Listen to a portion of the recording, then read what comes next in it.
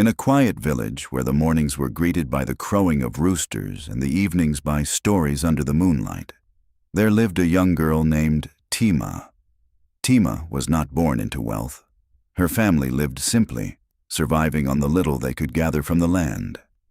Yet within her burned a dream far greater than the boundaries of her village, a dream of seeing the world, of becoming something more. While other children played in the dusty streets, Tima would sit beneath the old mango tree with her books, her eyes filled with determination. She believed that education was her path out of poverty, her bridge to a better life, and her family believed in her. When the opportunity finally came, a chance to study abroad, it felt like a miracle. But miracles, as they soon discovered, often come with a cost. Her parents sold what little they had. Her mother parted with treasured belongings. Her father worked beyond his strength. Even neighbors contributed what they could. "Go," her mother said, holding her hands tightly. "This is your chance. Do not forget where you come from." Tima nodded, her heart full of gratitude and promise. But the world she stepped into was nothing like the one she left behind. The city was fast, loud, and dazzling. Lights never seemed to dim, and people moved with a confidence she had never known. At first, Tima held on to her values, remembering the sacrifices that had brought her there. Then she met them. New friends, charming, confident, and worldly. They introduced her to a different way of living, a life of parties, expensive tastes, and freedom without boundaries. "It's time to enjoy your life," they would say. "Don't be so old-fashioned." At first, she resisted. Then, she adjusted. Slowly, almost without noticing, Tima began to change. She skipped classes.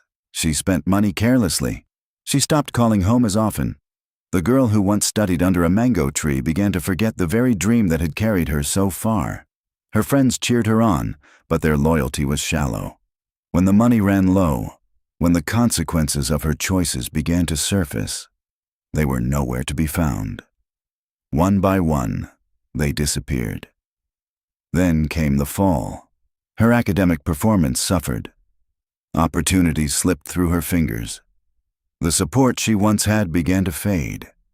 And for the first time since she left home, Tima found herself alone. Truly alone. In the silence of her small room, far from home, she remembered her mother's words. "Do not forget where you come from." Tears filled her eyes as the weight of her choices settled on her heart. She had not only lost her way, she had almost lost herself. But even in her lowest moment, something remained. The same determination that once drove her. The same spirit that carried her from a small village to a distant land. This time she chose differently. She distanced herself from the life that had led her astray. She returned to her studies. She embraced discipline, humility, and purpose once again.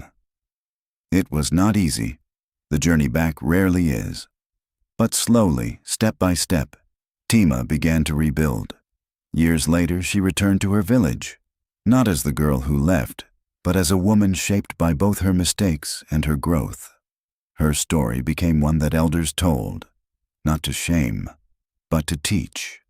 Indeed, opportunities can change your environment, but only your choices determine your future. Not every new path leads forward. Some lead you back to who you truly are.